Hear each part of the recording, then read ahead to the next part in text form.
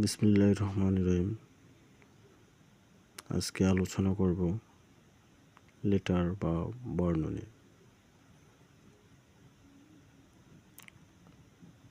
ইংরেজি বর্ণমালার অ্যালফাবেট এর প্রতিটি অক্ষর বা বর্ণকে লেটার বলে।